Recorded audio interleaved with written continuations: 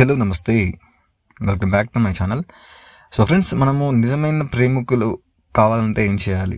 నిజమైన ప్రేమికులు అంటే మీరే ప్రేమగా మారడం, మీరే లవ్ అయిపోవడం. అంటే మనం ఒకరిని లవ్ చేయడం కాదు, మనమే ఒక ప్రేమ స్వరూపంగా మారడం. అసలు ప్రేమ అంటే ఏంటిది? ప్రేమ అంటే ఒక భగవంతుని లక్షణం. ఇది ప్రేమ అంటే పరమాత్మకు సంబంధించింది. ప్రేమ అంటే గాడ్కి సంబంధించింది. ప్రేమ అంటే ఇవ్వడం. మనలోని ఆత్మ మనకెప్పుడు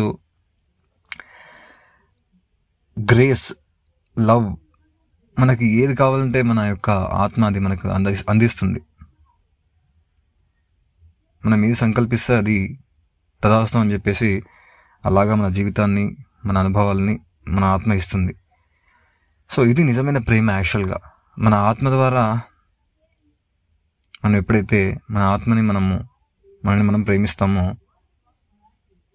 అప్పుడే మనము వేరే వాళ్ళని ప్రేమించుకుంటాం. ఎందుకు అలా చెప్తున్నంటే, ఎందుకు ఇలా చెప్పాల్సి వస్తుందంటే, నిజంగా కూడా నువ్వు తెలుసుకోకపోతే నువ్వు ఎవరిని ప్రేమించలేవు. నీ ఆత్మను నువ్వు అనుభవంలోకి, నీ యొక్క స్వానుభవంలోకి రాకపోతే నువ్వు ఎవరిని కూడా రియల్గా లవ్ చేయలేవు. It is true fact. ఎందుకోసం అంటే, మనని మనం తెలుసుకున్నప్పుడు, మనం ఆత్మని తెలుసుకున్నప్పుడు, సర్వాంతర్యామి అని తెలుసుకున్నప్పుడు, మనకి అంతా నువ్వే అని తెలుసుకున్నప్పుడు, తర్వాత ప్రతి ఒక్కరిలో నిన్ను నువ్వు చూసుకుంటావు. అప్పుడే రియల్ లవ్ స్టార్ట్ అవుతుంది. మనం చెప్తున్న లవ్ అనేది బయట చూసే ఒకరిని ప్రేమించడం, ఇదంతా కూడా చాలా లిమిటెడ్ అనమాట. ఒకరిని ప్రేమించడం అనేది లిమిటెడ్ లవ్. అది ప్రేమలో కూడా, ప్రేమ వ్యవహారాల్లో కూడా మనం చూసిన లవర్స్, బయట కనిపించే సామాజికంగా చూసే లవ్ అనేది, అందులో కూడా నువ్వు ప్రేమిస్తే ఇద్దరు పరమాత్మతత్వంలోకి, పరమాత్మలోకి మీరు ప్రయాణం జరగాలి. మీరు మీ ఆత్మను మీరు అనుభవం తెచ్చుకుంటారు. యాక్చువల్గా రియల్గా లవ్ చేస్తే మీరు ఆత్మానుభవాన్ని పొందుతారు ఒక వ్యక్తిని. సో రియల్ లవ్ అనేది ఎప్పుడు సాధ్యమో అంటే నిన్ను తెలుసుకున్నప్పుడు మాత్రమే, నువ్వు ఆత్మని తెలుసుకున్నప్పుడు మాత్రమే. ఎందుకంటే అప్పుడే నువ్వు ప్రతి ఒక్కరిని,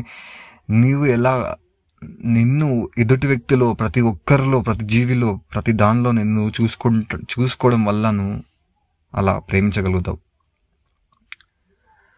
సో అప్పుడే మనము ప్రేమగా మారుతాం. మనల్ని మనం తెలుసుకుంటే మనము ప్రేమ స్వరూపంగా మారుతాం. సో బయట విషయానికి వస్తే, సో చాలామంది మనం ప్రేమ అని చెప్పేసి చాలామంది లవర్స్ రకరకాల బయట మనం చూస్తున్నాం. సో ప్రేమ మనకు కాస్త టేస్ట్ తెలియాలంటే ఖచ్చితంగా ప్రేమలో పడితే తెలుస్తుంది. మనకు ఓషో చెప్పినట్లుగానే, సో మనకు నిజంగా ఆ భగవంతత్వం, ఆ ప్రేమ స్వరూపంగా మనం మారాలంటే, కనీసం దాన్ని సింపుల్ వేలో మనం టేస్ట్ చేయాలంటే, ఒక సింగిల్ బిట్ మనము ప్రేమిస్తేనే అది కొంత అర్థమవుతుంది, ఒక స్పార్క్ లాగా. సో అందుకోసమే ప్రేమికులు తాను తెలుసుకోకుండా ఎప్పుడైతే వేరే వాళ్ళు మనం ప్రేమించడానికి వెళ్తామో అప్పుడు అక్కడ expectations, jealousy feelings, commanding, possessiveness ఇవన్నీ యాడ్ అవ్వడం వల్ల కొంతకాలానికి ప్రేమ అనేది కనుమరుగైపోతుంది. నిజంగా కూడా మనము భగవత్ తత్వంలో ఉండి ఒకరిని ప్రేమిస్తే ఏ కండిషన్స్ లేకుండా, ఏ పొసెసివ్నెస్ లేకుండా అలా ప్రేమించగలిగితే వాళ్ళు కూడా ఆత్మానుభవాన్ని, ఆ పరమాత్మ తత్వంలోకి వాళ్ళు వెళ్తారు, వాళ్ళు అనుభూతి చెందుతారు. సో అందుకోసమే నేను యువతకి కానీ అందరికీ చెప్పే విషయం ఏంటంటే, మనం నిజంగా కూడా మనల్ని మనం అనుభవంలోకి తెచ్చుకొని మనం ఒకరిని ప్రేమిస్తే అప్పుడు అది వాళ్ళకి ప్లస్ అవుతుంది. వాళ్ళు కూడా గాఢమైనటువంటి స్థితిని అనుభూతి చెందుతారు, ఆత్మతత్వాన్ని, పరమతత్వాన్ని అనుభూతి చెందుతారు.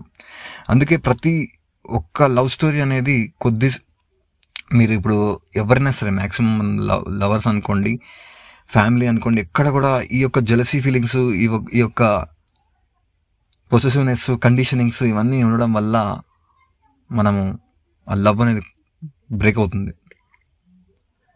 ఎక్కడైతే ఫ్రీడమ్ ఉంటుందో, ఎక్కడైతే కండిషన్స్ ఉండవో, ఎక్కడైతే పొసెసివ్నెస్ ఉండదో, ఎక్కడైతే కమాండింగ్ ఉండదో అక్కడ రియల్ లవ్ అనేది ఎస్టాబ్లిష్ అవుతుంది. సో అది కేవలం మనము ఎన్లైటన్ అయితే తప్ప, మన జ్ఞానోదయం అయితే తప్ప మనం ఒకరిని సంపూర్ణంగా లవ్ చేయలేం, పూర్తిగా లవ్ చేయలేం.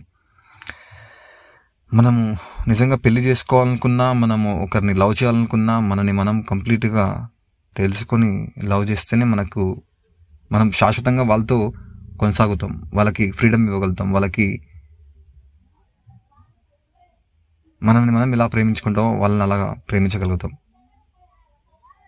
So thank you friends, thank you so much. So మిమ్మల్ని మీరు ప్రేమ స్వరూపంగా మార్చుకోవాలనుకుంటే మనం ఏం చేయాలంటే, రకరకాల మన ఆత్మ అనుభవాన్ని పొందడానికి రకరకాల ప్రాక్టీసెస్ అనేవి ఉన్నాయి.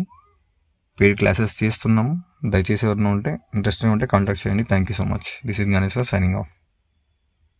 విషయం ఏంటంటే, మనము ప్రేమ స్వరూపంగా మారితే ఏమవుతుంది అంటే, ఫర్ ఎగ్జాంపుల్గా మనం కంప్లీట్గా అవేకన్ అయిపోయి మనం ఎన్లైటన్మెంట్ అయినప్పుడు నిజంగా కూడా మనకి ఇంకా ప్రతి ఒక్కరిని మన స్వరూపాన్ని మనల్ని అందరిలో చూసుకుంటాం కాబట్టి ప్రతి ఒక్కరిని మనము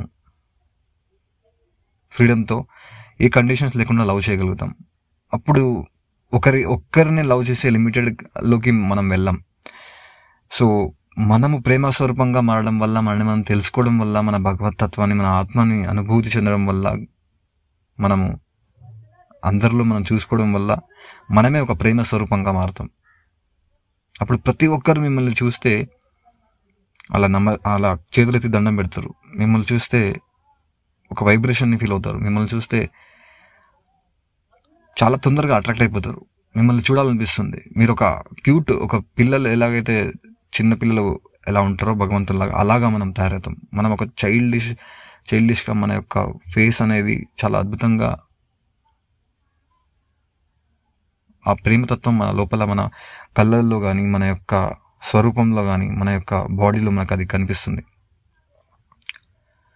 సో అలా ఎవరైతే ప్రేమ స్వరూపంగా మారుతారో వాళ్ళకి ఒక్కరికి ఆ ప్రేమను పంచారు. అందరినీ ప్రేమిస్తారు. అందరినీ ప్రేమించడం అంటే అందరినీ పెళ్లి చేసుకోవడం కాదు, అందరితో లవ్ చేయడం కాదు. ప్రేమ అంటే ప్రతి ఒక్కరిని నువ్వు తనను తాను ఎలా చూసుకుంటాడో ఎదుటి వ్యక్తిని అలా చూసుకొని, అందుకోసమే బుద్ధుడు కానీ, జీసస్ క్రైస్ట్ కానీ, ఎంతోమంది మహా గురువులందరూ కూడా మొత్తం వదిలేసి ఎందుకోసం ప్రతి ఒక్కరి ఊరు తిరిగి అందరికీ జ్ఞానాన్ని బోధించారంటే, తనను తాను కంప్లీట్గా తెలుసుకొని బయటికి వెళ్ళి నేను అంతటా ఉన్నానని తెలుసుకొని అందరికీ, ప్రతి ఒక్కరిని ఏ కుల మత భేదం లేకుండా, పేదవాడు ధనికుడు అని లేకుండా అందరికీ జ్ఞానాన్ని బోధించినాడు మన బుద్ధుడు కానీ. ఎంతోమంది ఉన్నారు మహానుభావులు. సో అలాగా మనము చివరగా ఆ ప్రేమను పంచడం వల్ల మనం ఇంకా మన యొక్క కాంతి, ప్రేమ అనేది మన లోపల పెరుగుతూ ఉంటుంది. మనం ఎంతెంతగా ప్రేమను పంచుతూ ఉంటే అంతంతగా మనము ప్రేమ స్వరూపంగా మారిపోతాం కంప్లీట్గా. అప్పుడు మనకి ఎవరి అవసరం ఉండదు అనమాట. మనం చాలా బ్లిస్లో మన ఆత్మకు కనెక్ట్ అయ్యి ఫుల్ ఆఫ్ వైబ్రేషన్స్తో అన్ని వైపుల నుంచి ఆ ప్రేమ శక్తి మన లోపలికి అలా పంచడం వల్ల మన లోపలికి వస్తూ ఉంటుంది. సో